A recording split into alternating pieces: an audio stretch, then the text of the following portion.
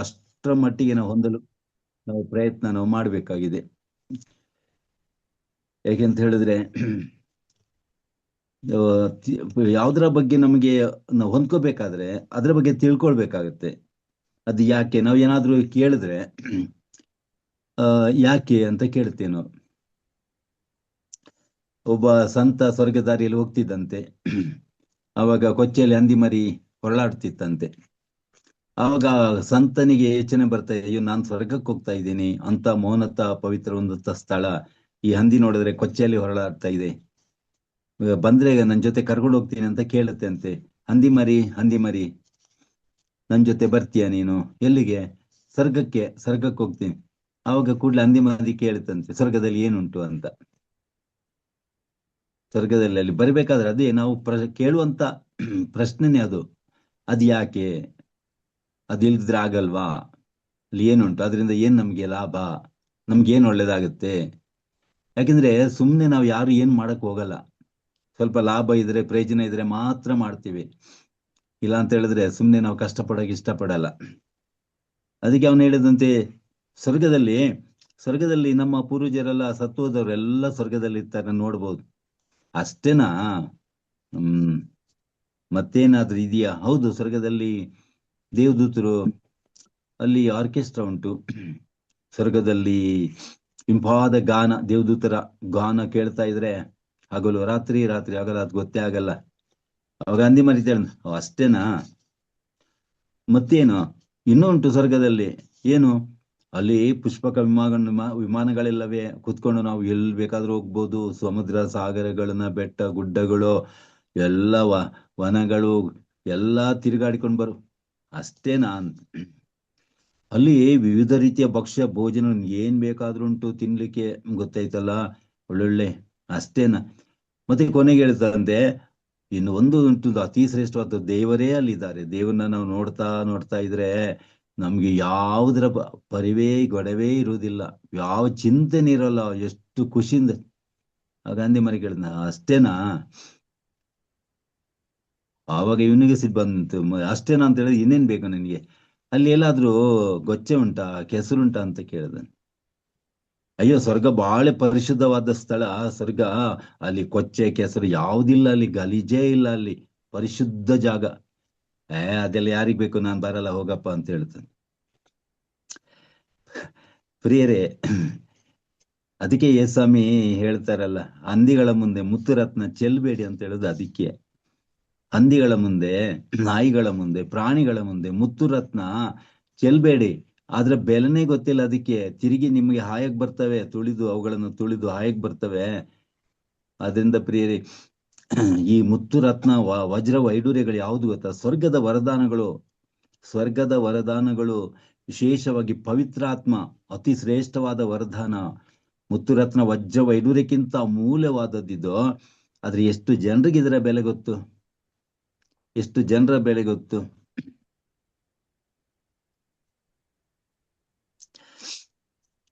ಒಂದ್ಸತಿ ಒಬ್ಬನು ರಾಮ ಮತ್ತು ರಾವಣ ಬಗ್ಗೆ ಬೋಧನೆ ಮಾಡಿದಂತೆ, ಒಂದು ಉಪನ್ಯಾಸ ಕೊಟ್ಟನಂತೆ.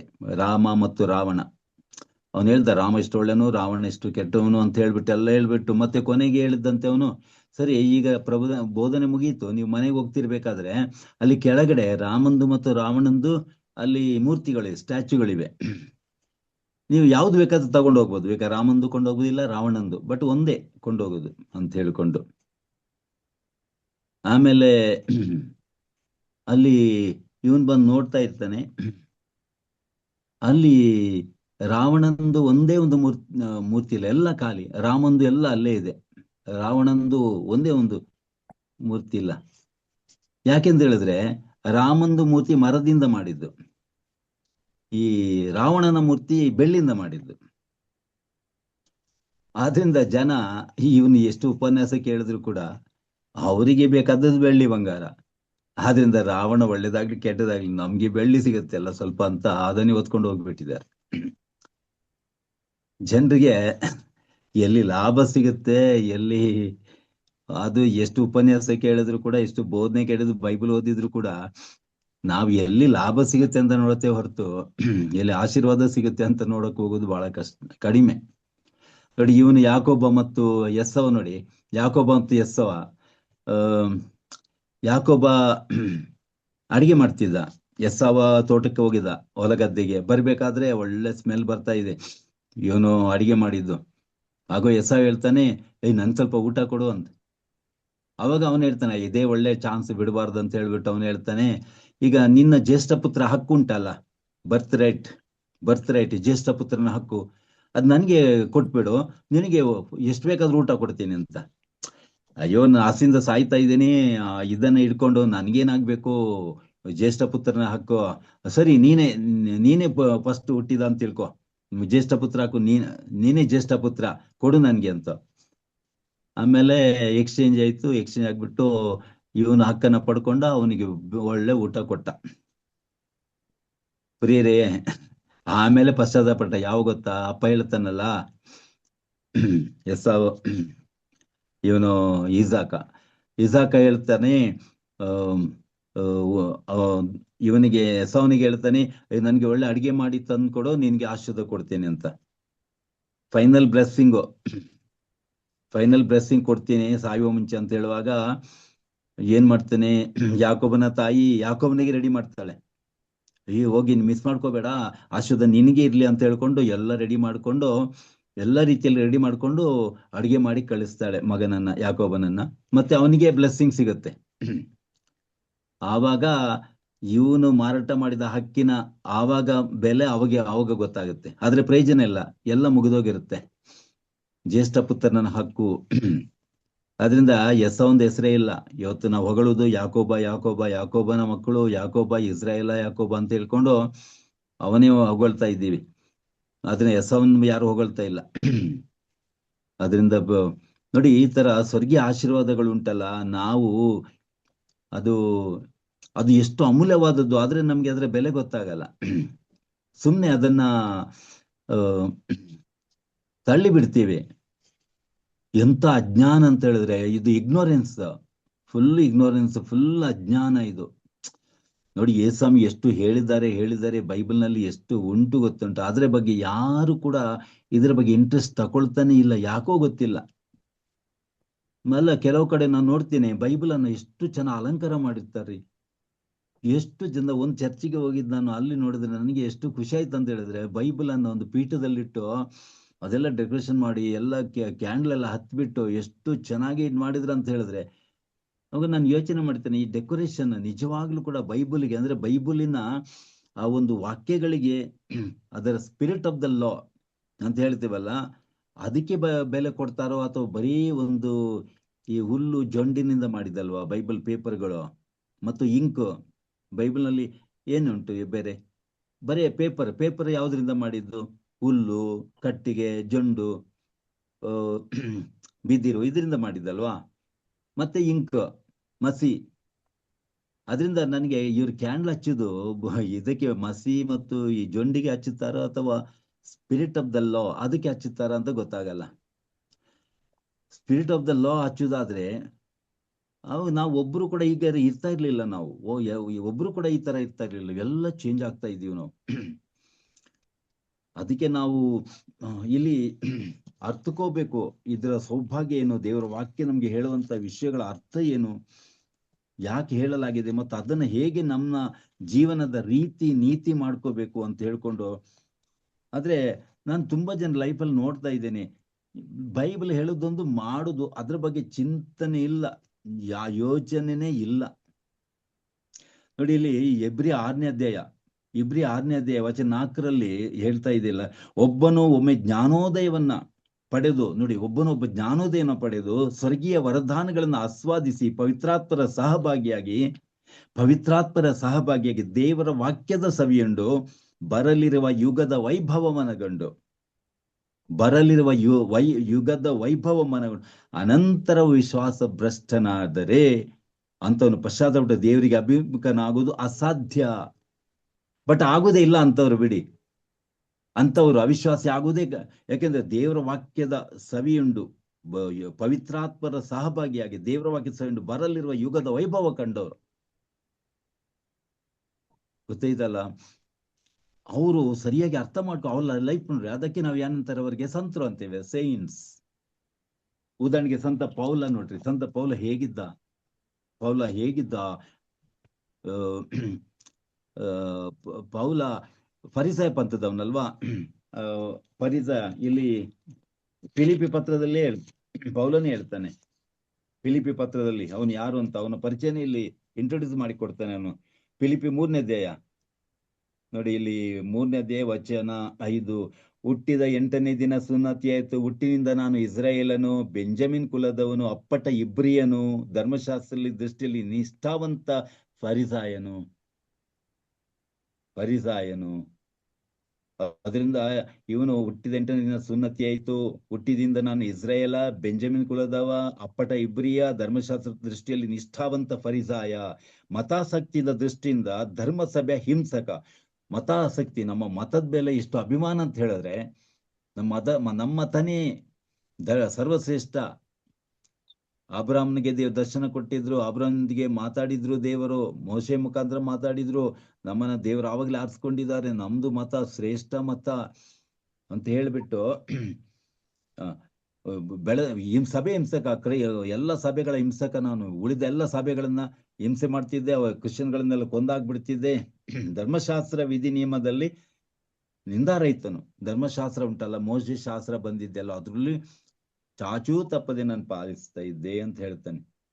ಆದ್ರೆ ಇದನ್ನೆಲ್ಲ ಲಾಭ ಅಂತ ಪರಿಗಣಿಸ್ತಾ ನಾನೀಗ ಕ್ರಿಸ್ತೇಸುವಿನ ಸಲುವಾಗಿ ನಷ್ಟ ಅಂತ ಅನಿಸ್ತಾ ಇದ್ದೀನಿ. ನಷ್ಟ. ಪ್ರಿಯರು, ಎಂತ ಒಂದು ಪರಿವರ್ತನೆ ಬಂದಿದೆ ಅಂತ ಹೇಳಿದ್ರೆ, ತಾನು ಹುಟ್ಟಿದ ಧರ್ಮ, ತಾನು ಅತಿ ಶ್ರೇಷ್ಠ ಧರ್ಮ, ನಮ್ದೇ ನಿಜವಾದಂತ ಜ್ಞಾನೋದಯವಾದಂತ ಸ್ವರ್ಗದಿಂದ ಅದು ನಮಗೆ ರೆವಲ್ಯೂಷನ್ ಆದಂತ, ಸ್ವರ್ಗದಿಂದ ಪ್ರಕಟಿಸಲ್ಪಟ್ಟಂತ ನಮ್ಮ ಅಂತ ಶ್ರೇಷ್ಠ ಧರ್ಮ, ಇಂಥ ಧರ್ಮ ಪಡೆದು ನಾವು ಭಾಗ್ಯವಂತರು. ಅದು ಕೂಡ ಬೆಂಜಮಿನ್ ಕುಲದವನು, ಫರಿಸಾಯ ಪಂಥದವನು. ಎಷ್ಟು ಅಹಂಕಾರ ಇತ್ತು, ಎಷ್ಟು ಗರ್ವ ಇತ್ತು, ಎಷ್ಟು. ಆದ್ರೆ ಇವನು ಏನಾಗ್ತದೆ, ಪವಿತ್ರಾತ್ಮರ ಅಭಿಷೇಕ ಅದೆಯಲ್ಲ, ಪರಿವರ್ತನೆ ಆಗ್ತಾನೆಲ್ಲ ಕುದುರೆಯಿಂದ ಬಿದ್ದಾಗ. ಆ ಸತ್ಯ ಏನಂತ ಅವನಿಗೆ ಗೊತ್ತಾಗುತ್ತೆ. ಶೇಷೆ, ನಾವು ಯಾವುದಕ್ಕೆ ಬೆಲೆ ಕೊಡ್ತೀವಿ, ಯಾವುದು ಮುಖ್ಯ ಅಂತ ನಮ್ಗೆ ಅನಿಸ್ತಾ ಇದೆ. ಇದೆಲ್ಲ ಅಲ್ವೇ ಅಲ್ಲ. ನಾವು ಎಷ್ಟು ತಪ್ಪು ತಿಳುವಳಿಕೆ ಉಳ್ಳವರಾಗ್ತೇವೆ, ಎಷ್ಟು ರಾಂಗ್ ಐಡಿಯಾ ನಮ್ದು, ಎಂತ ಅಜ್ಞಾನ ನಮ್ದು. ಇದರಿಂದ ನನಗೆ ಸಿಗುವ ನನಗೆ ಸಂಭಾವನೆ 0 ಅಂತಾನೆ ಪೌಲ. 9ನೇ ವಚನ, ಫಿಲಿಪಿ 3:9. ಧರ್ಮಶಾಸ್ತ್ರದ ಪಾಲನೆಯಿಂದ ದೊರಕುವ ನನ್ನದೇ ಅಂತ ಹೇಳ್ಕೊಳ್ಬಹುದಾದ ಸತ್ಸಂಬಂಧ ಯಾವುದೂ ಇಲ್ಲ. ಇಷ್ಟವರೆಗೆ ನಾನು ಏನು ಹೊಗಳ್ಕೊಂಡಿದ್ದೀನಿ, ನಾನು ಅದು ಇದು, ನಾನು ಅಂತ ಧರ್ಮ ಇಂಥ ಧರ್ಮ, ಆ ಪಂಥ ಈ ಪಂಥ, ಆ ಶಾಸ್ತ್ರ ಈ ಶಾಸ್ತ್ರ, ಇದರಿಂದ ಸಿಗುವಂತದ್ದು ನಂದೇ ಹೇಳ್ಕೊಳ್ಳುವಂತ ಮೆರಿಟ್ ಗೊತ್ತೈತಲ್ಲ, ನಂದೇ ಅಂತ ಹೇಳ್ಕೊಳ್ಳುವಂತ ಸತ್ಸಂಬಂಧ 0 ಅಂತ ನಾವು. ಅಂದ್ರೆ ಎಂತ ಒಂದು ದೈವ ಜ್ಞಾನ ಹೊಂದಿದ ಮನುಷ್ಯ ಅವನು ಹೆಂಗೆ ಪರಿವರ್ತನೆ ಆಗ್ತಾನೆ ಅಂತ ಹೇಳಿದ್ರೆ, ಅವನು ಟೋಟಲ್ ಚೇಂಜ್ ಆಗ್ತಾನ. ಅವನು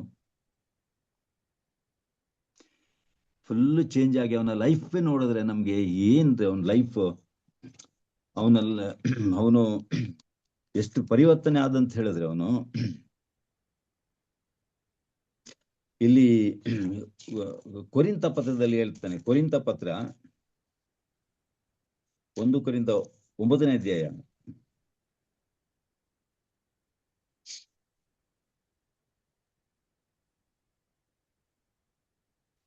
ಎಷ್ಟು ಚೆನ್ನಾಗಿದೆ ಅಂತ ಹೇಳಿದ್ರೆ, ಅಂದ್ರೆ ಅಭಿಷೇಕ ಹೊಂದಿದವರ ಲೈಫ್ ನೋಡಿ. ಅಭಿಷೇಕ ಹೊಂದಿ ಅವ್ರು ಇಲ್ಲ ಬರೀ ಕೆಲವ್ರು ಏನ್ ಗೊತ್ತಾ, ಎಂತ ಇದು ನನ್ ಪವಿತ್ರಾತ್ಮ ಬಂದಿದೆ ನಾನು ಅಂತ ಹೇಳ್ಕೊಂಡು ಡ್ಯಾನ್ಸ್ ಮಾಡ್ತಾರೆ, ಅಥವಾ ಈ ಕಂಪಿಸ್ತಾರೆ, ಗೊತ್ತಾಯ್ತಲ್ಲ, ಅಥವಾ ಏನೇನೋ ನಾಟಕ ಮಾಡ್ತಾರೆ. ಪ್ರಿಯರಿ, ಇದು ಬರೀ ನಾಟಕನೇ, ಅದು ಕಪಟ ನಾಟಕ. ಅದು ಪವಿತ್ರಾತ್ಮ ಬರೆದ ವ್ಯಕ್ತಿಗಳು ನೋಡಿ. ಇಲ್ಲಿ ಪೌಲ ಅವ್ರು ಎಂತ ಚೇಂಜ್ ಆದವ್ರ ವ್ಯಕ್ತಿಗಳು ಇಲ್ಲಿ ಲೈಫಲ್ಲಿ ಗೊತ್ತಾಗ್ಬೇಕು. ಪೌಲ ಹೇಳ್ತೇನಲ್ಲ, ನನ್ನನ್ನು ಟೀಕಿಸೋರಿಗೆ, 1 ಕೊರಿಂಥ 9ನೇ ಅಧ್ಯಾಯ 3ನೇ, ನನ್ನನ್ನು ಟೀಕಿಸೋರಿಗೆ ನನ್ನ ಉತ್ತರ ಇದು: ನಿಮ್ಮಿಂದ ಅನ್ನಪಾನ ಪಡೆಯಲು ಹಕ್ಕಿಲ್ಲ ಅಂತಲ್ಲ, ಮಿಕ್ಕ ಪ್ರೇಷಿತರಂತೆ, ಪ್ರಭುವಿನಂತೆ, ಕೇಫನಂತೆ ಸಹ ಒಬ್ಬ ಕ್ರೈಸ್ತ ವಿಶ್ವಾಸಿಯ ಒಬ್ಬಳನ್ನ ಮದುವೆ ಮಾಡಿಕೊಂಡು ಆ ಕೆಡನ ಪ್ರಯಾಣಗಳ ನನಗೆ ಹಕ್ಕಿಲ್ಲವೇ? ನನಗೆ ಬೇರೆ ಶಿಷ್ಯರು ಈಗ ಮದುವೆ ಆಗ್ಲಿಲ್ವಾ, ಪೇತ್ರ ಮದುವೆ ಆಗ್ಲಿಲ್ವಾ, ಫಸ್ಟ್ ಪೋಪ್ ಅಲ್ವನು, ಮತ್ ನನಗೆ ಹಕ್ಕಿಲ್ವಾ ಮದುವೆ ಆಗ್ಲಿಕ್ಕೆ? ನನಗೂ ಕೂಡ ನೋಡಿ, ಮದುವೆ ಉಂಟಲ್ಲ ಅದು ಜನ್ಮ ಸಿದ್ಧ ಹಕ್ಕು, ಬರ್ತ್ ರೈಟ್, ಪ್ರತಿಯೊಬ್ಬರದ್ದು ಬರ್ತ್ ರೈಟ್. ಯಾರು ಇಷ್ಟಪಟ್ಟ ಹುಡುಗಿಯನ್ನ ಅಥವಾ ಇಷ್ಟಪಟ್ಟ ಹುಡುಗನನ್ನ ಮದುವೆ ಆಗೋದು ಅವರ ಜನ್ಮ ಸಿದ್ಧ ಹಕ್ಕು ಅದು. ಯಾಕೆಂದ್ರೆ ಏದೆನ್ ತೋಟದಲ್ಲಿ ದೇವರು ಹಾಗೇ ಸೃಷ್ಟಿ ಮಾಡಿದ್ದಾರೆ, ಗಂಡು ಹೆಣ್ಣಾಗಿ ಸೃಷ್ಟಿ ಮಾಡಿದ್ದಾರೆ. ಅದಕ್ಕೆ ಹೆಸರು ಮಾಡಿದೆ. ಈ ಕಾರಣಕ್ಕೆ ಯಾರು ಕೂಡ ಇದನ್ನ ಸಪರೇಟ್ ಮಾಡೋದಿರಲಿ, ಗಂಡು ಹೆಣ್ಣನ್ನ. ಬೇಕಾದ್ರೆ ತಂದೆ ತಾಯಿಗಳನ್ನು ಬಿಡ್ಬೇಕಂತ ಪರಿಸ್ಥಿತಿ ಬಂದ್ರೂ ಕೂಡ ಬರ್ಲೇಬೇಕಂತೇನಿಲ್ಲ, ಬಂದ್ರೂ ಕೂಡ ಇವರನ್ನ ಬೇರೆ ಮಾಡಬೇಡಿ. ಅಂದ್ರೆ ಅದು ದೇವರ ಯೋಜನೆ, ಅದು ಜನ್ಮಸಿದ್ಧ ಹಕ್ಕದು, ಗೊತ್ತೈತಲ್ಲ, ಬರ್ತ್ ರೈಟ್ ಅಂತೀವಿ. ಆದ್ರೆ ಪೌಲೇನ್ ಹೇಳ್ತಾನೆ, ಸ್ವಾರ್ಥೆಗಾಗಿ, ಏಸಿಗಾಗಿ ಈ ಹಕ್ಕನ್ನೇ ನಾನು ತ್ಯಾಗ ಮಾಡ್ತೀನಿ ಅಂತನೂ. ಜೀವನೋಪಾಯಕ್ಕಾಗಿ ಈ ಭಾರತ ಮತ್ತು ನಮ್ಮ ಮಾತ್ರ ದುಡಿಬೇಕೆ? ಅವನ ಜೀವನೋಪಾಯಕ್ಕಾಗಿ ನೋಡಿ, ಪೀಠ ಸೇವೆ ಮಾಡೋನು ಪೀಠದಿಂದಲೇ ಬದುಕ್ತಾನೆ ಅಂತ. ಅದಕ್ಕೆ ಹೇಳ್ತಾನೆ, ಕಣ ತುಳಿಯುವ ಎತ್ತಿನ ಬಾಯಿಯನ್ನ ಕಟ್ಟಬೇಡ. ಕಣ ತುಳಿಯುವಂತ ಮುಂದೆ ಹೇಳ್ತಾನೆ ಅಲ್ಲ ಪೌಲ, ಅಲ್ಲೇ ಇದೆ 8-9ನೇ ವಚನ. ಕಣ ತುಳಿಯುವ ಎತ್ತಿನ ಬಾಯಿಯನ್ನ ಕಟ್ಟಬೇಡ ಎಂಬ ಮೋಶೆ ಧರ್ಮಶಾಸ್ತ್ರದಲ್ಲಿ ಲಿಖಿತವಾಗಿದೆ. ಯಾಕಂದ್ರೆ ಅದಕ್ಕೆ ಹಕ್ಕುಂಟು. ಕಣ ತುಳಿಬೇಕಾದ್ರೆ ಅಲ್ಲಿರುವಂತ ಧಾನ್ಯಗಳನ್ನ ತಿನ್ಲಿಕ್ಕೆ ಹಕ್ಕುಂಟು, ಅದಕ್ಕೆ ಬಾಯಿ ಕಟ್ಟಬೇಡ. ಯಾಕೆಂದ್ರೆ ಅದು ದುಡಿತಾ ಇದೆ, ಕಷ್ಟಪಡ್ತಾ ಇದೆ, ಅದಕ್ಕೋಸ್ಕರ ಅದಕ್ಕೆ ತಿನ್ನುವ ಹಕ್ಕುಂಟು. ಹಾಗೆ ಆದ್ರಿಂದ ಸ್ವಾರ್ಥ ಸಾರುವವರು ಸ್ವಾರ್ಥಿಯಿಂದಲೇ ನಾವು ಜೀವಿಸ ಹಕ್ಕುಂಟು. ಆದ್ರೆ ಪೌಲ ಹೇಳ್ತಾನೆ, ಒಂದೇ ಹಕ್ಕನ್ನು ಚಲಾಯಿಸಲ್ಲ, ಒಂದೇ ಒಂದು ಹಕ್ಕನ್ನು ಚಲಾಯಿಸುವುದಿಲ್ಲ ನಾನು. ಅಂದ್ರೆ ಎಂತ ಪವಿತ್ರಾತ್ಮ ಭರಿತ ವ್ಯಕ್ತಿ ನೋಡಿ ಇವರು. ಮತ್ತೆ ಹೇಳ್ತಾನೆ ಅವನು, ಬಾರ್ನಬ ನಾನು ಮಾತ್ರ ದುಡಿಬೇಕು, ನಾವು ಸ್ವಂತ ನಾವು ದುಡಿದು ಸಂಪಾದನೆ ಮಾಡ್ತೀವಿ, ನೀವು ಸ್ವಾರ್ಥನೂ ಸಾರ್ತೀವಿ, ದುಡಿದು ನೀವೇನ್ ಫೀಸ್ ಕೊಡ್ಬೇಕಾಗಿಲ್ಲ ನಮಗೆ. ಜಾನ ಕೂಡ ನಡೆಸಿದ್ರೆ ನೀವು ಫೀಸ್ ಯಾಕೆ ಕೊಡ್ತೀರಾ ನೀವು? ಪೌಲ ಹೇಳ್ತಾನಲ್ಲ, ನೀವು ನನ್ಗೆ ಸ್ವಾರ್ಥ ಸಾರ್ತೀನಿ, ಅಲ್ಲಿ ಬಂದು ದೇವರ ವಾಕ್ಯ ಹೇಳ್ತೀನಿ, ಪ್ರೇಯರ್ ಮಾಡ್ತೀನಿ, ಇಷ್ಟು ಫೀಸ್ ಕೊಡಿ ಅಷ್ಟು ಫೀಸ್ ಕೊಡಿ ಅಂತ. ಫೀಸೇ ಕೇಳಲ್ಲ ಪೌಲ, ಕೊಟ್ರು ಬೇಡ ಅಂತಾನೆ.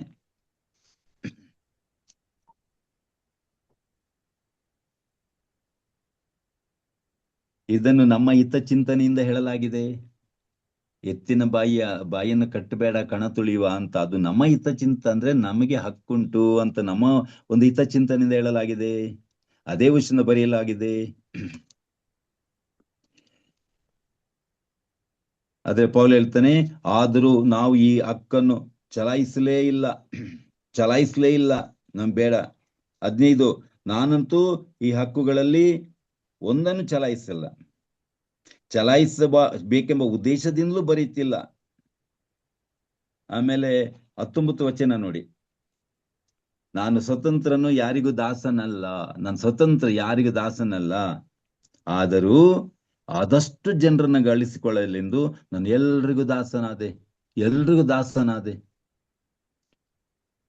ಬರೀ ಇನ್ನೊಬ್ಬನ ಸುಮ್ನೆ ಯಾಕೆ ನಾನು ದಾಸನಾಗ್ಬೇಕು, ಗುಲಾಮನಾಗ್ಬೇಕು ಅಂತ ಕೇಳಲ್ವಾ? ನನಗೆ ಆಗ್ಬೇಕು, ನಾನ್ ಸ್ವತಂತ್ರನು, ನನ್ ಸ್ವಾತಂತ್ರ್ಯಕ್ಕೆ ಯಾರು ಅಡ್ಡಿ ಬರೋದು ಬೇಡ ಅಂತ. ಪೌಲ ಹೇಳ್ತಾನೆ, ನನ್ ಸ್ವಾತಂತ್ರ್ಯಕ್ಕೆ ಯಾರು ಬೇಕಾದ್ರೂ ಅಡ್ಡಿ ಬರ್ಬೋದು, ಗೊತ್ತೈತಲ್ಲ. ನನ್ ಮೇಲೆ ನೀವು ಏನೇ ಸ್ವಾತಂತ್ರ್ಯ ಉಪಯೋಗಿಸಬಹುದು ಅಂತ ಪೌಲ ಹೇಳ್ತಾನೆ. ಎಲ್ಲರಿಗೂ ದಾಸನಾದೆ ಅಂತ. ಯಹೂದ್ಯರನ್ನ ಗಳಿಸ್ಕೊಳ್ಳಲು ಯಹೂದ್ಯರಂತಾದೆ, ಧರ್ಮಶಾಸ್ತ್ರ ಅಧೀನರನ್ನು ಗಳಿಸ್ಕೊಳ್ಳಲು ಅಶಾಸ್ತ್ರಕ್ಕೆ ಅಧೀನರಾದಿದ್ರು ಕೂಡ ಅವರಿಗೋಸ್ಕರ ಅಧೀನಂತಾದೆ, ಧರ್ಮಕ್ಕೆ ಬಾಹಿರಾದನ್ನು ಗಳಿಸ್ಕೊಳ್ಳಲು ನಾನು ಬಾಹಿರಂತಾದೆ.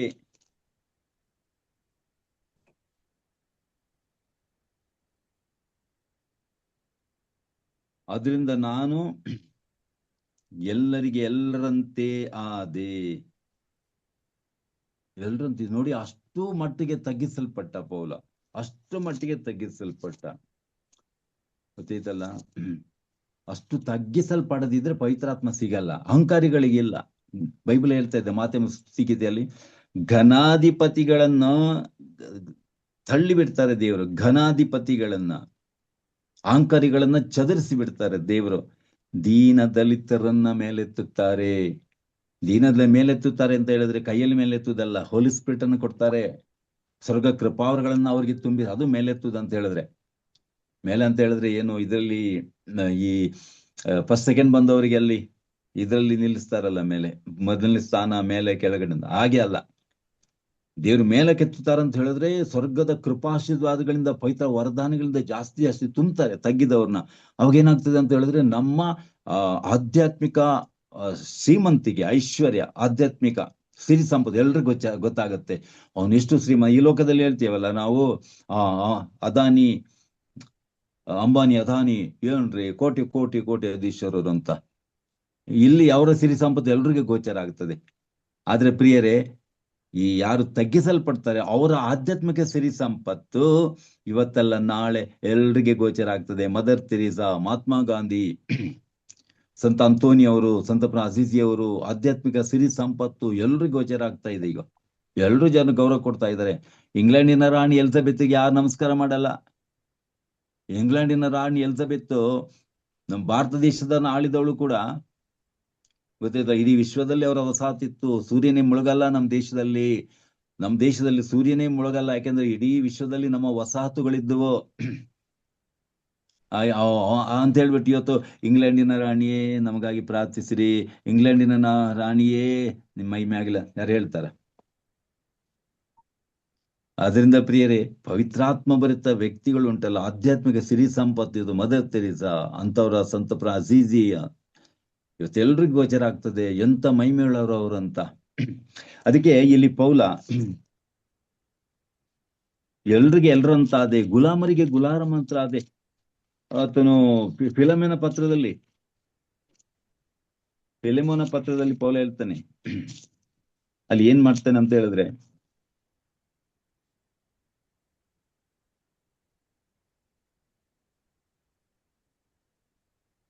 ಅಲ್ಲಿ ಅವನಿಗೆ ಇವನ್ನ ಪರಿಚಯ ಆಗ್ತಾ ಇದೆ ಜೈಲ್ನಲ್ಲಿ. ಯಾರು? ಒನೇಸಿಮಸನ ಫಿಲೆಮೋನನಿಗೆ ಬರೆದ ಪತ್ರದಲ್ಲಿ ವಚನ 9, ವೃದ್ಧ ಪ್ರಾಯನು ಕ್ರಿಸ್ತೇಸಿಗೋಸ್ಕರ ಈಗ ಸೆರೆಯಾಳೂ ಆಗಿರುವ ಪೌಲನೆಂಬ ನಾನು ಒನೇಸಿಮನ ಪರವಾಗಿ ನಿನ್ನಲ್ಲಿ ವಿಜ್ಞಾಪಿಸುತ್ತೇನೆ. ಪೌಲನಿಗೆ ಏನ್ ಬೇಕಾಗಿತ್ತು? ಅವನೇನೋ ಅವನಿಗೆ ಅನ್ಯಾಯ ಮಾಡಿ, ಕೇಡ್ ಮಾಡಿ, ಕಳ್ತನ ಮಾಡಿ ಏನೋ ಜೈಲಿಗೆ ಸೇರ್ತಾನೆ. ಅದಕ್ಕೆ ಅವನು ಯಜಮಾನಿ ಏನ್ ಮಾಡಿದ್ದಾನೆ? ಜೈಲಿಗೆ ಹಾಕಿದ್ದಾನೆ. ಇವನೇನ್ ಮಾಡ್ತಾನೆ? ಅವನು ಜೈಲಿಗೆ ಯಾವ ಕಾರಣಕ್ಕೂ ಬಂದಿರಬಹುದು, ಆದ್ರೆ ಅದೆಲ್ಲ ಮರ್ತ್ಬಿಟ್ಟು ಅವನಲ್ಲಿ ಫ್ರೆಂಡ್ಶಿಪ್ ಮಾಡಿಬಿಟ್ಟು ಅವನು ಹೇಳ್ತಾನೆ, ಯೇಸುನಲ್ಲಿ ಸ್ವಂತ ಮಗನಂತಿದ್ದಾನೆ, ಸೆರೆಮನೆಯಲ್ಲಿ ನಾನೇ ಅವನನ್ನು ಆಧ್ಯಾತ್ಮಿಕವಾಗಿ ಪಡೆದಿದ್ದೇನೆ ಅಂತ ಹೇಳ್ಬಿಟ್ಟು ಆಮೇಲೆ ಹೇಳ್ತಾನೆ, ವಚನ 19 ನೋಡಿ, ಇವನು ನಿನಗೇನಾದ್ರೂ ಅನ್ಯಾಯ ಮಾಡಿದ್ದಾದರೆ, ಏನಾದ್ರೂ ಕಳ್ತನ ಮಾಡಿ ನಿನಗೆ ಕಷ್ಟ ಕೊಟ್ಟಿದ್ರೆ, ಅಥವಾ ನಿನಗೇನಾದ್ರೂ ಸಲ್ಬೇಕಾದ ಬಾಕಿ ಇದ್ರೆ ಅದೆಲ್ಲ ನನ್ ಲೆಕ್ಕಕ್ಕೆ ಹಾಕಂತಾನೆ ಪೌಲ. ನನ್ ಲೆಕ್ಕಕ್ಕೆ ಹಾಕು, ಅದನ್ನು ಪೌಲನೆಂಬ ನಾನೇ ಕೊಟ್ಟು ತೀರಿಸ್ತೀನಿ ಎಂಬ ಹಸ್ತಾಕ್ಷರದಲ್ಲಿ ಬರೆದು ಕೊಡ್ತಾ ಇದ್ದೀನಿ ಅಂತ.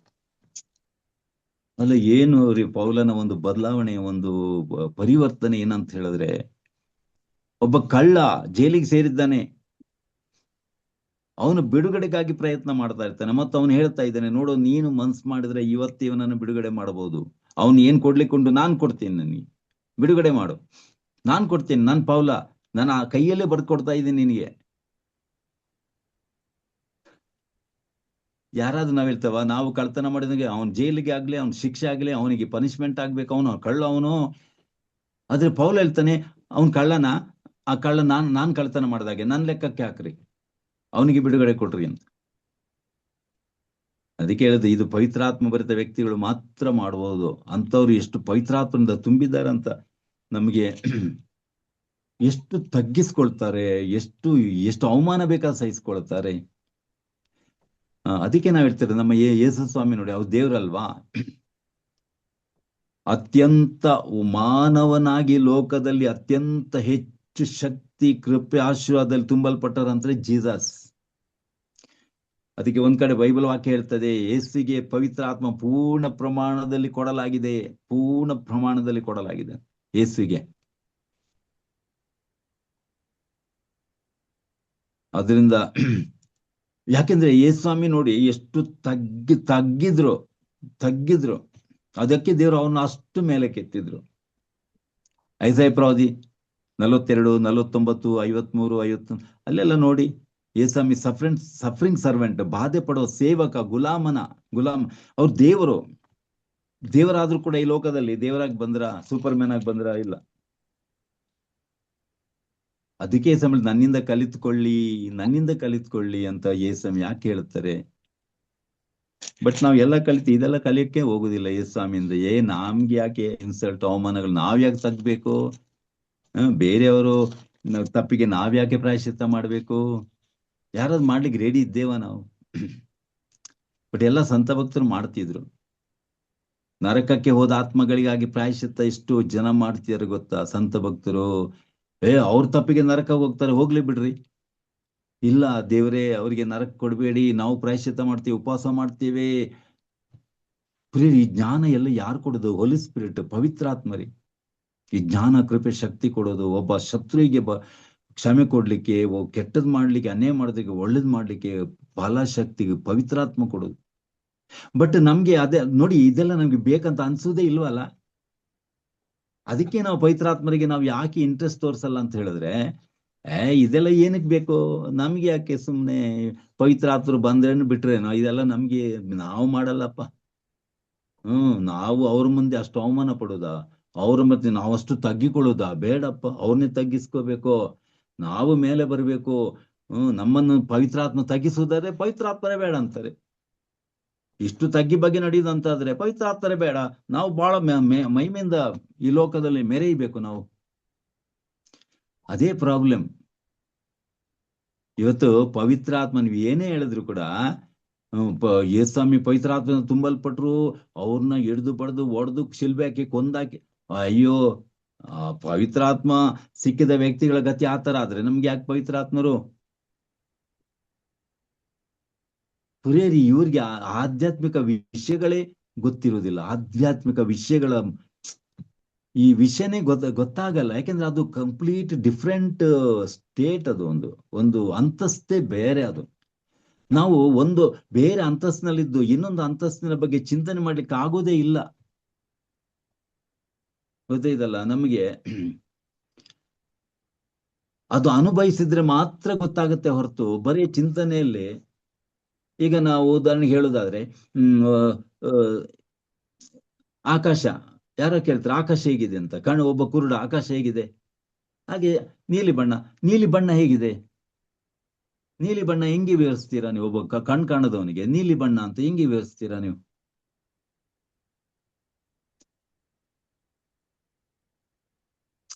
ಅದು ಕಣ್ಣಿಗೆ ಕಾಣದ್ದು ಒಂದು ನಮಗೆ, ಅಂದ್ರೆ ಅದು ಈ ರೀತಿನೇ ಅದು ನಮ್ಗೆ ಕಲ್ಪಿಸ್ಕೊಳ್ಳಿಕ್ಕೆ ಆಗೋದೇ ಇಲ್ಲ ಅದು. ಹಾಗೆ ಪವಿತ್ರಾತ್ಮ ಬರೆದ ವ್ಯಕ್ತಿಗಳ ಜೀವನ ಉಳಿದವರಿಗೆ ಅರ್ಥ ಮಾಡ್ಕೊಳ್ಲಿಕ್ಕೆ ಆಗೋದೇ ಇಲ್ಲ. ಅದೇನ್ ಲೈಫು, ಅದೇನಕ್ಕೆ ಸುಮ್ನೆ, ಅವನಿಗೆ ಬೇಕಿತ್ತ ಅದು, ಹಂಗೆ ಹೇಳ್ತಾರೆ ಹೊರತು ನಮಗೂ ಆತರಲ್ಲ. ಈಗ ಪೌಲನು ನೋಡಿ, ಅಲ್ಲಿ ಅಗಬ ಪ್ರವಾದಿ ಅವನ ಬೆಲ್ಟನ್ನ ಕಟ್ಕೊಂಡು ಮತ್ತೆ ಅಲ್ಲಿ ಹೇಳ್ತಾನೆ, ಈ ಬೆಲ್ಟ್ ಯಾರ್ದು, ಅವ್ರನ್ನ ಹಾಗೆ ಹಿಡಿದು ಕಟ್ಟಿ ಹೊಡಿತಾರೆ ಅಂತ ಹೇಳುವಾಗ ಉಳಿದವ್ರು ಹೇಳ್ತಾರೆ, ಅಯ್ಯೋ ಪೌಲ ಹೋಗ್ಬೇಡ ಅಲ್ಲಿ. ನೋಡಿ, ಅವ್ರಿಗೆ ಅರ್ಥನೇ ಆಗಲ್ಲ. ಯೇಸುಗೆ ಹಿಂಸೆ ಬಾಧೆ ಅನ್ಭವಿಸುದು. ಉಳಿದವ್ರು ಹೇಳ್ತಾರೆ, ಪೌಲ ದಯವಿಟ್ಟು ಹೋಗ್ಬೇಡ, ಜೆರುಸಲೇಮಿಗೆ ನಿನ್ ಕಟ್ಟಿ ಹೊಡಿತಾರೆ. ಆದ್ರೆ ಪೌಲ ಹೇಳ್ತಾನೆ, ಅಯ್ಯೋ ದೇವರೇ, ಕಟ್ಟಿ ಹೊಡ್ಸುದಲ್ಲ, ನನ್ ಸಾಯಕ್ಕೆ ಇಷ್ಟಪಡ್ತಾ ಇದ್ದೇನೆ, ನೀವ್ ಯಾಕ್ರಿ ಬಿಡ್ರಿ, ನನ್ಗೆ ಅಲ್ಲೇ ಹೋಗ್ತೇನೆ. ಇವನಿಗೆ ಏನಾಗಿದೆ? ಜೀವ ಭಾರ ಆಗಿದೆ ಇವನಿಗೆ. ಕೆಲವರು ಆತರ ಹೇಳ್ತಾರೆ, ಇವನೇನು ಆತ್ಮವನ್ನು ಮಾಡಕ್ಕೆ ಇಷ್ಟಪಡ್ತಾನೆ ಇವನು. ನೋಡಿ, ಕೆಲವರು ಆತರ ಮಾಡ್ತಾರ ಇದ್ದಾರೆ. ಏಕೆಂದ್ರೆ ಅರ್ಥನೇ ಆಗಲ್ಲ. ಒಂದು ಯೇಸುಗೋಸ್ಕರ ನಾವು ಅದು ಪ್ರೀತಿಸೋರಿಗೇನೆ ಗೊತ್ತಿರುತ್ತೆ. ಅದು ತುಂಬಾ ಪ್ರೀತಿ ಇರುವಾಗ love is as strong as death ಅಂತ ಹೇಳ್ತಾರಲ್ಲ, ಮರಣದಷ್ಟು ಸ್ಟ್ರಾಂಗ್ ಆಗಿರೋದು. ಗೊತ್ತೈತಲ್ಲ, ಪ್ರೀತಿ ಅಂದ್ರೆ ಆತರ. ಯಾವುದಕ್ಕೆ ಎದ್ರಲ್ಲ ಅವ್ರು, ಯಾವುದಕ್ಕೂ ಎಂತದು ಮಾಡ್ಲಿಕ್ಕೂ ರೆಡಿ ಇರ್ತಾರ ಅವರು. ಪ್ರಾಣನೇ ಅವ್ರು ಕೇರ್ ಮಾಡಲ್ಲ. ಮತ್ತೇನಕ್ಕೆ ಎದುರ್ಬೇಕು? ಅವ್ರು ಜೈಲಿಗೆ ಹೋಗ್ಬೇಕಾ, ನೆಣಗಂಬಕ್ಕೆ ಹೋಗ್ಬೇಕಾ? ಎಸ್, ರೆಡಿ ಅಂತಾರ ಅವರು. ಬಟ್ ಉಳಿದವ್ರಿಗೆ ಇಲ್ಲಪ್ಪ, ನೇಣ್ಗಂಡಿ ಯಾಕೆ, ಜೈಲ್ ಯಾಕೆ, ನಾವು ಮರ್ಯಾದಿಂದ ಬದುಕ್ಬೇಕು, ಆಯುಷ್ಯ ಇರೋ ತನಕ ಬದುಕ್ಬೇಕು, ಸುಮ್ನೆ ನೇಣ್ಗಂಬ ಯಾಕೆ? ಸ್ವಾರ್ಥನೆ ಬೇಡ, ಏನಾಗ್ಬೇಕು ಸ್ವಾರ್ಥ ತಗೊಂಡು? ಸುಮ್ನೆ ಜಗಳ ಯಾಕೆ, ಗಲಾಟೆ ಯಾಕೆ? ತುಂಬಾ ಜನ ಹೇಳ್ತಾರಲ್ವಾ, ಯಾಕ್ರಿ ಸ್ವಾರ್ಥೆ? ಬಟ್ ಪವಿತ್ರಾತ್ಮ ಅಭಿಷೇಕ ವ್ಯಕ್ತಿಗಳು ಸುಮ್ನೆ ಇರಲ್ಲ. ಅವರು ಯೇಸು ಬಗ್ಗೆ ಹೇಳ್ತಾರ ಅವರು. ಈಗ ಪೇತ್ರನಿಗೆಲ್ಲ ಚಾಟಿಂದ ಹೊಡೆದ್ರು, ಬೇಡಪ್ಪ, ಇಲ್ಲಿ ಗಲಾಟೆ ಆಗುತ್ತೆ, ಗಲಾಟೆ ಆಗ್ಬಾರ್ದಲ್ವಾ, ಬೇಡ, ನಾವು ಮನೆಗೆ ಹೋಗಿ ಸುಮ್ನೆ ನಮ್ಮ ಮೀನ್ ಹಿಡಿಯೋ ಕೆಲಸದಲ್ಲಿ ತೊಡ್ಕೊಳ್ಳೋಣ ಅಂತ ಹೇಳ್ಕೊಂಡು, ಇಲ್ಲ, ಅವ್ರು ಹೇಳಿದ್ರು ಹೊಡಿತೀರಾ, ಬಡಿತೀರಾ, ಜೈಲಿಗೆ ಹಾಕ್ತಾರೆ, ಏನಾದ್ರು ಮಾಡ್ರಿ, ಕೊಲೆ ಮಾಡ್ತೀರಾ ಮಾಡ್ರಿ, ಏಸು ರಕ್ಷಕರು, ಏಸು ನಂಬಲ್ಲ, ನಿಮ್ ಪಾಪದಲ್ಲಿ ಸಾಯ್ತೀರಾ ನೀವು. ಏನಕ್ಕೆ ಹೇಳ್ಬೇಕಾಗಿತ್ತು? ಅಂದ್ರೆ ಪವಿತ್ರಾತ್ಮ ಅಂದ್ರೆ ಅದು. ಅದಕ್ಕೆ ನೋಡಿ, ಇಲ್ಲಿ ನಾನು ಅವಾಗ ಓದಿದ್ನಲ್ಲ, ಬರಲಿರುವ ಯುಗದ ಮಹಿಮೆಯನ್ನ ಕಂಡವರು ಅವರು. ಇವರನ್ನ ಕಂಟ್ರೋಲ್ ಮಾಡಕ್ಕಾಗತ್ತಾ ನಮ್ ಕೈಯಲ್ಲಿ?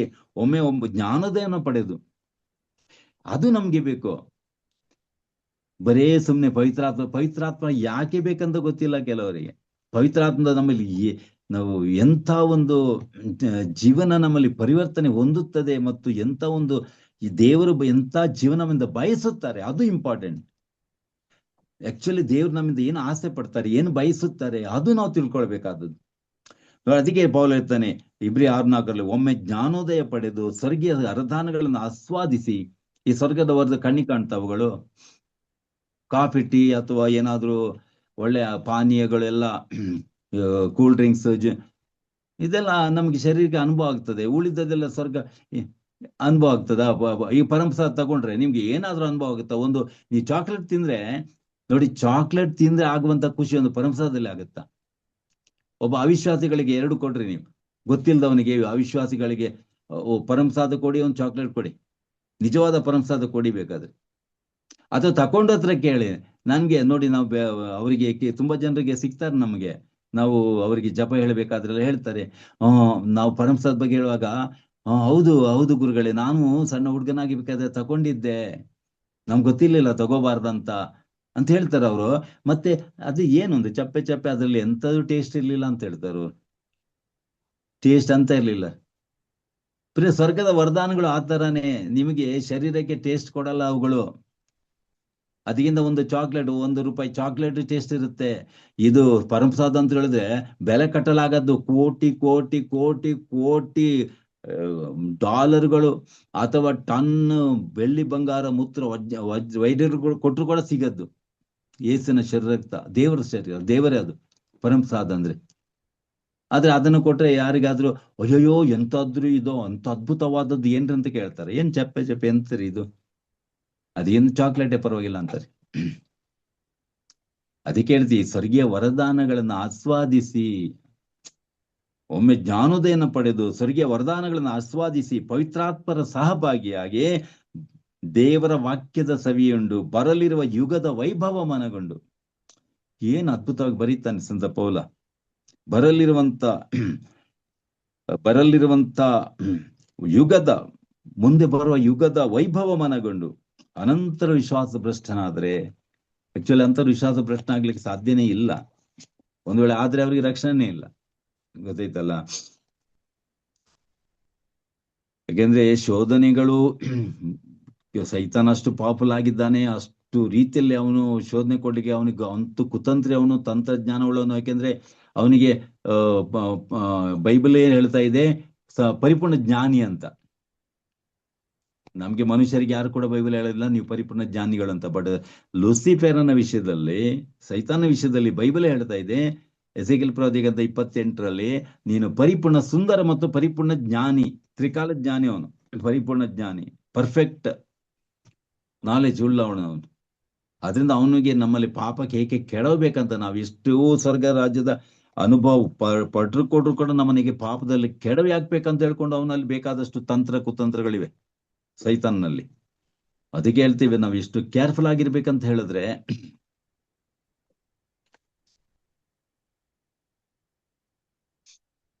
ಅದಕ್ಕೆ ಈ ಪೌಲ ಸ್ವರ್ಗದ ಮಹಿಮೆ, ಎಷ್ಟು ಮಹಿಮೆನೆ ಕಂಡ ಮನುಷ್ಯ ಅವನು. 1 ಕೊರಿಂಥ 2:9 ಹೇಳ್ತಾನಲ್ಲ, ಕಣ್ಯಾವುದು ಕಂಡಿಲ್ಲ, ಕಿವ್ಯಾವುದು ಕೇಳಿಲ್ಲ, ಮನುಷ್ಯ ಕಲ್ಪನೆಗೆ ಎಟಕಲ್ಲ ಅಂತ. ಅದು ಬರಲಿರೋ ಯುಗದ ಮಹಿಮೆಯನ್ನ ಮನಗೊಂಡ ಪೌಲ 2:9, ಕನ್ಯಾವುದು ಕಂಡಿಲ್ಲ, ಕಿವ್ಯಾವುದು ಕೇಳಿಲ್ಲ, ಮನುಷ್ಯ ಕಲ್ಪನೆಗೆ ಎಟಕಲ್ಲ ಅಂತ ಅತಿಶಯಗಳನ್ನ ದೇವರು ಸದ್ದುಗೊಳಿಸಿದ್ರು. ಇದು ಹೆಂಗ್ ಗೊತ್ತಾಯ್ತು ಅವನಿಗೆ? ಅವನು ಹೇಳ್ತಾನಲ್ಲ, ಮಾನವ ಆಲೋಚನೆಗಳನ್ನ ಅವನ ಅಂತರಾತ್ಮವಲ್ಲದೆ ಮತ್ತಾರು ಬಲ್ರು ಅಂತೆ ದೇವರ ಆಲೋಚನೆ ಪವಿತ್ರಾತ್ಮರಲ್ಲೇ ಬೇರೆ ಯಾರು ಅರಿಯಲಾರ. ನಾವಾದ್ರೂ 10ನೇ ವಚನ, ನಮಗಾದ್ರೂ ದೇವರು ಪವಿತ್ರಾತ್ಮರ ಮುಖಾಂತರ ಇವುಗಳನ್ನು ಪ್ರಕಟಿಸಿದ್ದಾರೆ. ಕಣ್ಯಾವುದು ಕಂಡಿಲ್ಲ, ಕಿವಿಯಾವುದು ಕೇಳಿಲ್ಲ ಅಂದ್ಮೇಲೆ ನಿನ್ಗೆ ಹೆಂಗ್ ಗೊತ್ತಾಯ್ತು? ನೀ ಕಣ್ಣೇ ಕಂಡಿಲ್ಲ, ಕಿವಿಯೇ ಕೇಳಿಲ್ಲ, ನೀ ಕಲ್ಪನೆಗೆ ಎಟಕ್ಲಿಲ್ಲ ಅದು, ಮತ್ತೆ ನೀನು ಇದು ಹಂಗೆ ಇದೆ ಹಿಂಗೆ ಇದೆ. ಅದಕ್ಕೆ ಪೌಲ್ ಹೇಳ್ತಾನೆ, ಆದ್ರೆ ಇನ್ನೊಂದು ಮೀಡಿಯಂ ಉಂಟು ನಮಗೆ, ಇನ್ನೊಂದು ಮಾಧ್ಯಮ ಉಂಟು, ಅರ್ಥ ಮಾಡಿಕೊಳ್ಳುವಂತ ಮಾಧ್ಯಮ, ಅದೇ ಹೋಲಿ ಸ್ಪಿರಿಟ್.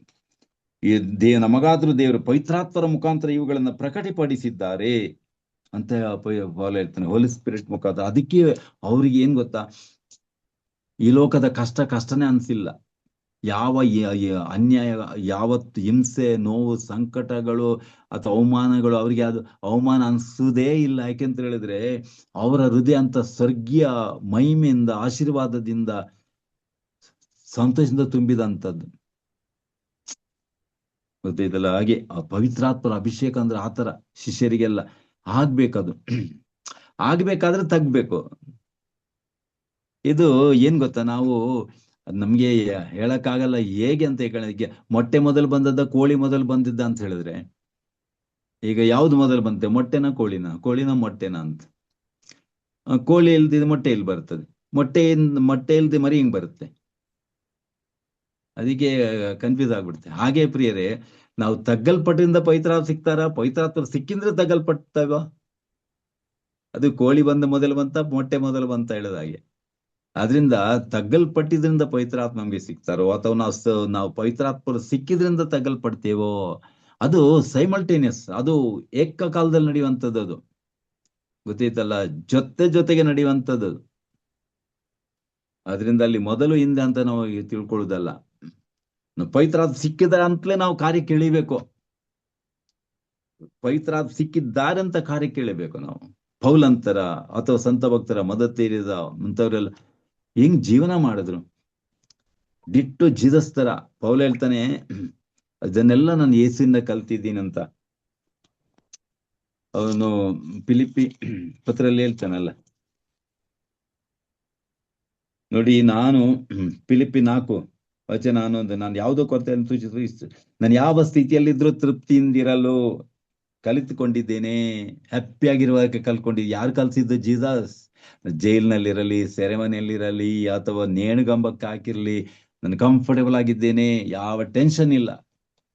ಪ್ರೀತಿ ಎಂತ ಒಂದು ಪವಿತ್ರಾತ್ಮರ ಒಂದು ಚೈತನ್ಯದಿಂದ ತುಂಬಿದವರು ಅಂತ ನಾವು ಯೋಚನೆ ಮಾಡ್ಬೇಕು. ಅದು ಬಡತನ ಇರಲಿ, ಸಿರಿತನ ಇರಲಿ, ಕೊರತೆ ಇರಲಿ, ಸಮೃದ್ಧಿ ಇರಲಿ, ಹಸಿದಿರಲಿ, ಹೊಟ್ಟೆ ತುಂಬಿರಲಿ, ಯಾವ ಸ್ಥಿತಿಯಲ್ಲಿದ್ರು ಕೂಡ, ಎಲ್ಲಾ ವೇಳೆಯಲ್ಲಿ ಕೂಡ ತೃಪ್ತನಾಗುವ ರಹಸ್ಯ ತಿಳ್ಕೊಂಡಿದ್ದೇನೆ. ರಹಸ್ಯ ಹೋಲಿ ಸ್ಪಿರಿಟ್ ತಿಳ್ಕೊಡು, ಯೇಸು ತಿಳಿಸ್ಕೊಟ್ಟಿರೋದು ನಮಗೆ. ಯೇಸ್ವಾಮಿ ಕೊಟ್ಟ ರಹಸ್ಯ ಪವಿತ್ರಾತ್ಮರ ಮುಖಾಂತರ ಇದನ್ನೆಲ್ಲ. ಮತ್ತೆ ನಮ್ಗೆ ಪವಿತ್ರಾತ್ಮ ಕೊಡುದಿಲ್ವಾ ದೇವರು? ಪೌಲನಿಗೆ ಮಾತ್ರ ಕೊಡುದಾ? ಪೇತ್ರನಿಗೆ ಮಾತ್ರ ಕೊಡುದಾ? ಅಥವಾ ಯಾಕೋಬ ಯೋವನರಿಗೆ ಮಾತ್ರ? ಎಲ್ರಿಗೂ ಕೊಡ್ತಾರಲ್ವಾ? ಕೇಳಿರಿ ಕೊಡಲಾಗೋದು.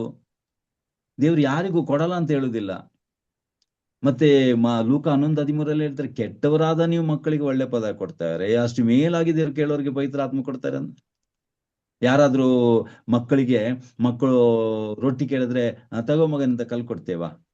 ಅಥವಾ ನಾವು ಡ್ಯಾಡಿ ನನ್ ಮೀನ್ ಕೊಡು ಡ್ಯಾಡಿ ಅಂತ ಹೇಳಿದ್ರೆ ತಗೋ ಮಗನೆ ಅಂತ ಹೇಳ್ಕೊಂಡು ನಾವೇನು ಚೇಳು ಕೊಡ್ತೇವ ಅಥವಾ ಹಾವು ಕೊಡ್ತೇವ? ಕೆಟ್ಟವರಾದ ನೀವು ಮಕ್ಕಳು ಒಳ್ಳೇದು ಕೊಡ್ತೀವಿ, ಎಷ್ಟು ಮೇಲಾಗಿ ದೇವ್ರು ಪವಿತ್ರಾತ್ಮನ ಕೊಡ್ತಾರೆ.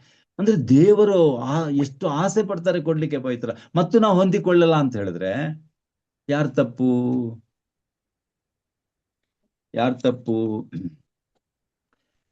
ಪ್ರೇರಿ. ಅದಕ್ಕೆ ಈ ಆಧ್ಯಾತ್ಮಿಕ ಜೀವನದ ಬಗ್ಗೆ ನಮ್ಗೆ ಅರಿವು ಇರಬೇಕು. ಈ ಲೋಕದ ಜನರಿಗೆ ಪವಿತ್ರಾತ್ಮ ಕೊಟ್ರು ಬೇಡ, ಒಂದವ್ರಿಗೆ ತಗೊಳ್ಳೋ ಯೋಗ್ಯತೆ ಸಿಗುದಿಲ್ಲ. ಒಂದ್ ವೇಳೆ ಸಿಗುದಾದ್ರೂ ಅವ್ರು ಬೇಡ ಅಂತಾರೆ, ಫ್ರೀಯಾಗಿ ಸಿಗುದಾದ್ರೂ ಬೇಡ ಅಂತಾರೆ ಅವರು. ಯಾಕೆಂದ್ರೆ ಅವ್ರಿಗೆ ಲೋಕದ ಜನ, ಅವರು ಎಂಜಾಯ್ ಮಾಡ್ಬೇಕು. ಅವರಿಗೆ drinks, drugs, wine, women, sex ಅಂತ ಹೇಳಿದ ಹಾಗೆ, ಪಿಕ್ಚರ್, ಫಿಲ್ಮ್ಗಳು, ಕ್ಲಬ್, ಡ್ಯಾನ್ಸ್ಗಳು. ಅವ್ರಿಗೆ ಏನ್ ಅರ್ಥ ಆಗುತ್ತೆ? ಹೋಲಿ ಸ್ಪಿರಿಟ್, ಪವಿತ್ರ ಆತ್ಮ, ಇದೆಲ್ಲ ತ್ಯಾಗ, ಉಪವಾಸ, ವ್ರತ, ಏನ್ ಅರ್ಥ ಆಗುತ್ತೀರ ಅವರಿಗೆ? ಅಯ್ಯೋ, ಇಂಥದಿಗೆ ಪವಿತ್ರ ಆತ್ಮ ಕೊಟ್ರು ಬೇಡ ಅಂತ. ನಾನು ಕೆಲವೊಂದು ಉದಾಹರಣೆ ಮುಂಚೆ ಕೊಟ್ಟಿದ್ದೀನಿ ನಿಮ್ಗೆ. ಎಷ್ಟು ಜನರಿಗೆ ಧ್ಯಾನಕ್ಕೆ ಹೋಗಲ್ಲ, ಪ್ರೇರಿಗೆ ಹೋಗಲ್ಲ. ಯಾಕೆಂತ ಹೇಳಿ, ಬೇಡಪ್ಪ, ಈಗ ಏನಾಗ್ಬೇಕು ನಮ್ಗೆ? ಪವಿತ್ರಾತ್ಮ ಬಂದು ಏನಾಗ್ಬೇಕು? ಸತ್ಯ ಹೇಳಿದನು ಸತ್ಯ ಹೋದ. ಎಷ್ಟು ಜನ ಹೇಳ್ತಾರಲ್ಲ, ಸತ್ಯ ಹೇಳಿದನು ಸತ್ಯ ಹೋದ, ದುಡ್ಡಿದನು ದೊಡ್ಡಪ್ಪ. ನಮ್ಗೆ ದುಡ್ಡು ಬೇಕಂತಾರೆ. ಅಮೆರಿಕ ದೊಡ್ಡಪ್ಪ, ಇಸ್ರೇಲ್ ದೊಡ್ಡಪ್ಪ.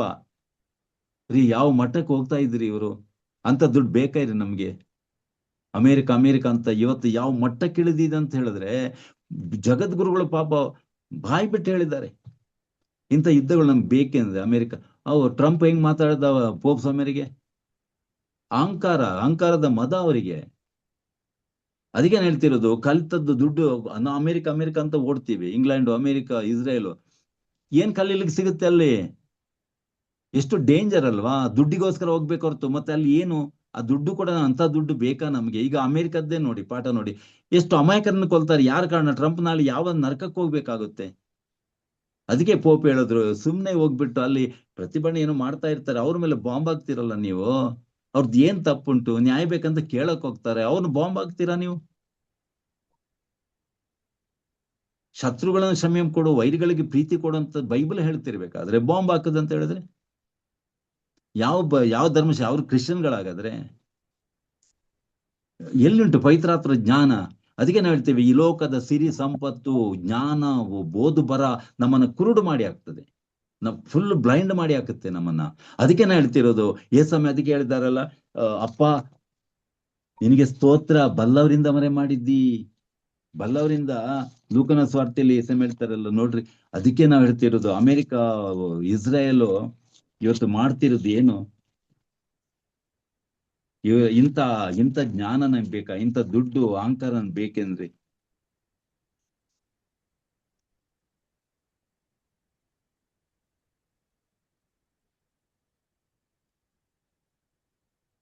ಲೂಕ 10:21, ಅದೇ ಗಳಿಗೆ ಲೇಸ್ವಾಮಿ ಪವಿತ್ರಾತ್ಮರಿಂದ ಹರ್ಷಾವೇಶಗೊಂಡು, ಹೋಲಿ ಸ್ಪಿರಿಟ್ ಇಂದ, ಪಿತನೇ ಭೂಸ್ವರ್ಗ ಒಡೆಯನ ಈ ವಿಷಯಗಳನ್ನ ಜ್ಞಾನಿಗಳಿಗೂ ಮೇಧಾವಿಗಳಿಗೂ ಅಮೆರಿಕದವರಿಗೂ ಇಸ್ರೇಲ್ರವರಿಗೂ ಮರೆ ಮಾಡಿ ಮಕ್ಕಳಂತವರಿಗೆ ತಿಳಿಯಪಡಿಸಿದ್ದೀರಿ. ಗಾಂಧೀಜಿಯವರಂತವರಿಗೆ, ಅಂಬೇಡ್ಕರ್, ಗಾಂಧೀಜಿ, ನೆಲ್ಸನ್ ಮಂಡೇಲಾ,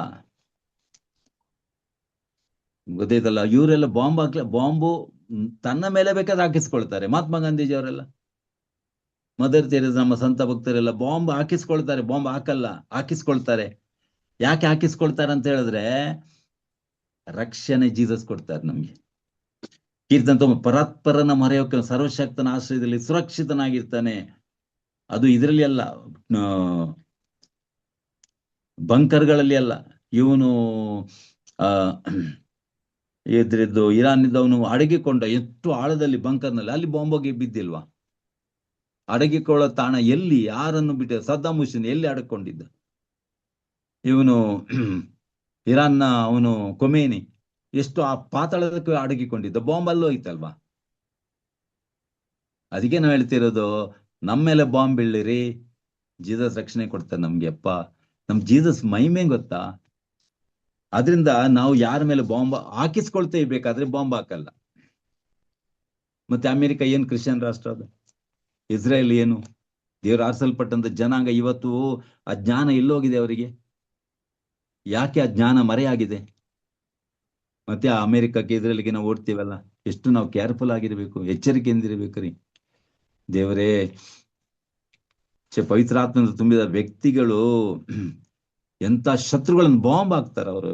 ಅಮಾಯಕರನ್ನ, ಮಕ್ಕಳು, ಪುಟಾಣಿಗಳು, ಗರ್ಭಿಣಿಯರು, ವಯಸ್ಸಾದವರನ್ನೆಲ್ಲ ಒಂದು ಬಾಂಬ್ ಎಲ್ಲ ಸುಟ್ಟೋದ್ರು.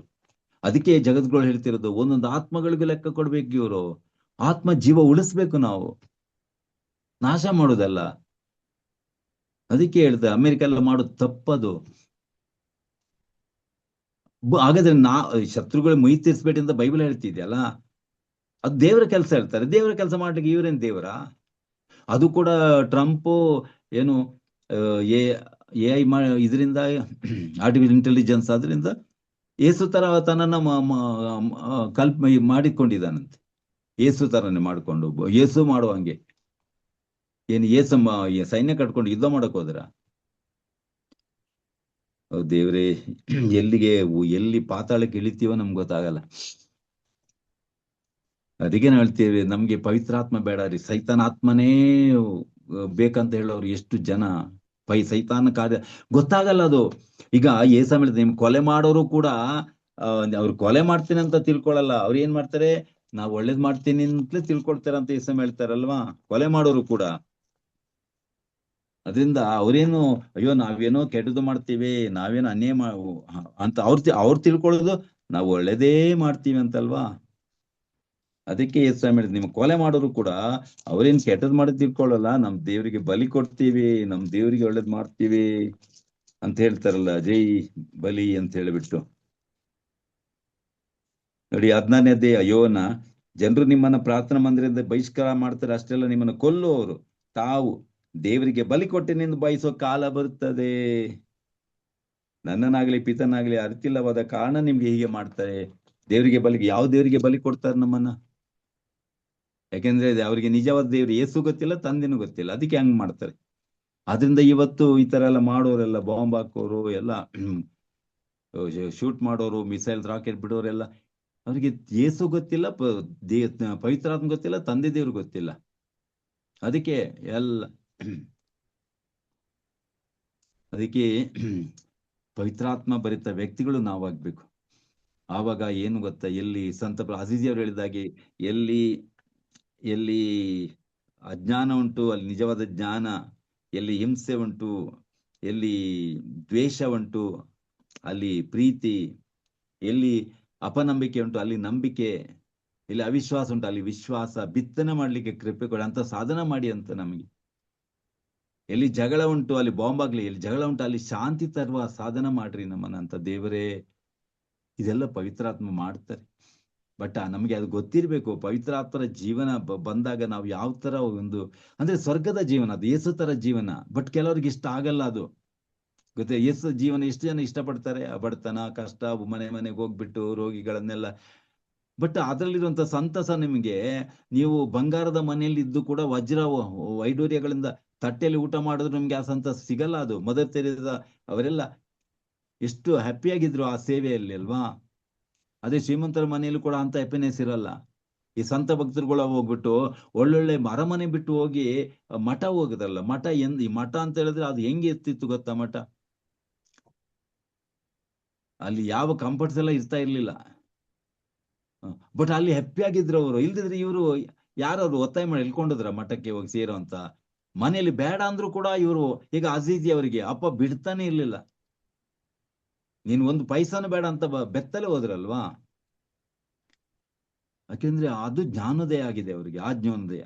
ಪೌಲ ಹೇಳಿದಾಗೆ, ನೀವೊಬ್ಬನು ಜ್ಞಾನೋದಯವಾಗಿ ಬರಲು ಯುಗದ ವೈಭವ ಮನೆಗೊಂಡು ಪವಿತ್ರಾತ್ಮರ ಸಹಭಾಗಿಯಾಗಿ ದೇವರ ವಾಕ್ಯದ ಸವಿಯುಂಡು, ಆವಾಗ ನೋಡಿ ನಮ್ಮ ಲೈಫ್ ಹೆಂಗೆ ಸಂತ ಹೋಗ್ತಾರೆ. ಮತ್ತೆ ಆ ಜೀವಿತದಲ್ಲಿ ಇಲ್ಲಿ ಕೂಡ ಸಂತೋಷ, ಸ್ವರ್ಗದಲ್ಲಿ ಅಂತೂ ಅನಂತ ಸಂತೋಷ. ಇವರಿಗೆ ಎಂಜಾಯ್ ಮಾಡೋರಿಗೆ ಸ್ವರ್ಗದಲ್ಲಿ ಧಿಕ್ಕಾರ ಅಂತ ಹೇಳ್ತಾರೆ, ತಿಂದು ತೇಗುವವ್ರಿಗೆ ಧಿಕ್ಕಾರ, ನಕ್ಕು ನಲಿದಾಡೋರಿಗೆ ಧಿಕ್ಕಾರ ಅಂತ. ಬಟ್ ಇವರಿಗೆ ಅರ್ಥ ಆಗಲ್ಲ. ಅದಕ್ಕೆ ನಮ್ದು ಬಾಳು ಪವಿತ್ರಾತ್ಮಾಧೀನವಾದ ಬಾಳಾಗ್ಬೇಕು. ಯೇಸ್ವಾಮಿ ಹೇಗೆ ತನ್ನನ್ನೇ ಒಪ್ಪಿಸ್ಕೊಟ್ರು. ಬಟ್ ಆ ಪವಿತ್ರಾತ್ಮ ಬಂದಾಗ ನಮ್ಗೆ ಆ ಬಾಳ್ನಲ್ಲಿ ತೊಡಗಿದಾಗ ನಮ್ಗೆ ಅದರಲ್ಲಿ ಕಂಡ ಸಂತೋಷ ಉಂಟಲ್ಲ, ನಾವು ಪ್ರಾಪಂಚದ ಜೀವನದಲ್ಲಿ ಸಹ ಆ ಸಂತೋಷ ಸಿಗಲ್ಲ ರೀ ನಮ್ಗೆ. ಬಟ್ ಅದು ಹೇಳ್ತೀನಲ್ಲ, ನಾವು ಎಷ್ಟು ವಿವರಿಸಿದ್ರು ಕೂಡ, ಆ ಲೈಫ್ ಅನುಭವಿಸಿದ್ರೆ ಮಾತ್ರ ಗೊತ್ತಾಗ್ತಿರ್ತು. ನಾವು ವಿವರಿಸಿದ್ರು ಕೂಡ ಹೌದಾ ಅಂತ. ಈ ಆಕಾಶ ನೀಲಿ ಬಣ್ಣದ್ದು, ಅದು ಹಂಗಿದೆ, ಅಲ್ಲಿ ನಕ್ಷತ್ರಗಳು. ನಕ್ಷತ್ರ ಅಂದ್ರೆ ಏನು? ನಕ್ಷತ್ರ ಹೆಂಗೆ ಇರ್ತವೆ? ಅದು ಒಳಿದು ಹೆಂಗೆ? ಅದು ಒಳಿದಂದ್ರೆ ಯಾವ ತರ ಒಳಿಯೋದು? ಈ ಕಾಣದವರಿಗೆ ಏನಂತ ಹೇಳಿ? ನಾವು ನೋಡಿ ಎಂಜಾಯ್ ಮಾಡ್ಬೇಕು, ಕಣ್ಣಿದ್ದವರು ಅವ್ರಿಗೆ ಪಾಪ ಗೊತ್ತಿರುವುದಿಲ್ಲ. ಹಾಗೆ ಪ್ರಿಯರಿ, ಸಂತ ಭಕ್ತಗಳ ಲೈಫ್ ಅನುಭವಿಸೋರಿಗೆ ಗೊತ್ತುಂಟು. ನಮಗೆ ಅದೆಲ್ಲ ಏನಕ್ಕೆ ಬೇಕು? ಕಣ್ಣಿಲ್ದವ್ರಿಗೆ ನೀವು ಎಷ್ಟು ಚಂದ ಪ್ರಪಂಚ ಇದ್ರು ಕೂಡ ಇದ್ರು ಒಂದೇ, ಇಲ್ದಿದ್ರು ಒಂದೇ. ಅದಕ್ಕೆ ದೇವರೇ ಅಂತ ನಮ್ಗೆ ಈ ಸಂತರುಗಳ ಕೃಪೆ ಕೊಡಿ. ಪೌಲ ಎಂತ ಮನಪರ್ತನೆ ಕೊಟ್ರಿ, ಹಾಗೆ ಮದರ್ ತೆರೇಸಾ ಮುಂತಾದವರಲ್ಲಿ ಈ ಸಂತ ಭಕ್ತಗಳ ಜೀವನದಲ್ಲಿ ಯಾವ ತರ ಚೇಂಜ್ ಬಂತು, ಎಂತ ಬದಲಾವಣೆ ಬಂತು. ಪವಿತ್ರಾತ್ಮ ಎಷ್ಟರ ಮಟ್ಟಿಗೆ ಅವರಿಗೆ ನೀವು ಪವಿತ್ರಾತ್ಮ ಪ್ರದಾನ ಮಾಡಿದ್ರಿ. ಅಪ್ಪ ತಂದೆ, ನಮಗೂ ಆತರ ಅನುಗ್ರಹಿಸಿ, ನಮಗೂ ಆತರ ಆಗ್ಬೇಕು ಮಾಡಿಕೊಡಿ ಅಪ್ಪ ತಂದೆ ಅಂತ ನಾವು ತುಂಬಾ ಆಸೆ ಪಟ್ಟು ಬೇಡಬೇಕು. ತಂದೆ, ನಿಮ್ಗೆ ಸ್ತೋತ್ರವಾಗಲಿ ಅಪ್ಪ, ನಿಮ್ಗೆ ಮಹಿಮೆ ಆಗಲಿ. ಪಂಚಾಶತ್ತಮ ದಿನಕ್ಕಾಗಿ ಸ್ತೋತ್ರವಾಗಲಿ, ನಿಮ್ಮ ವಾಗ್ದಾನಕ್ಕಾಗಿ ಸ್ತೋತ್ರ ಅಪ್ಪ. ಆದ್ರೆ ನೀವು ಕೊಡಲು ಬಯಸುತ್ತೀರಿ, ಆದ್ರೆ ತಗೊಳ್ಳೋ ಯೋಗ್ಯತೆ ನಮ್ಗಿರಲ್ಲ ಅಪ್ಪ. ಈ ದಿನಗಳಲ್ಲಿ ಈ ಸಂಪೂರ್ಣ ಅಯೋಗ್ಯತೆನ ನೀಗಿಸಿ ನಮಗೆ ಒಳ್ಳೆ ಪವಿತ್ರಾತ್ರಕ್ಕಾಗಿ ದಾಹ ಉಕ್ಕಿ ಬರುವಂತೆ ನಮ್ಗೆ ಅನುಗ್ರಹಿಸಿಯಪ್ಪ ನಮ್ಗೆ ಬೇಕಾದ ಪವಿತ್ರಾತ್ಮರ ಅಭಿಷೇಕಕ್ಕೆ ಬೇಕಾದಂತ ಯೋಗ್ಯತೆನೆ ಕರುಣಿಸಿ ಅಪ್ಪ ತಂದೆ, ನಮ್ಮನ್ನು ಆಶೀರ್ವದಿಸಿ ಪ್ರವೇಶನ ಮುಖಾಂತರ ತಂದೆ ನಿಮ್ಮನ್ನು ಪ್ರಾರ್ಥಿಸ್ತೇವೆ. ಸರ್ವಶಕ್ತ ದೇವರಾದ ಪಿತಾ ಸುತ್ತ ಪವಿತ್ರಾತ್ಮ ನಿಮ್ಮನ್ನು ಆಶೀರ್ವದಿಸಿ ಕಾಪಾಡಿ. ಆಮೇಲೆ God bless you all. Thank you.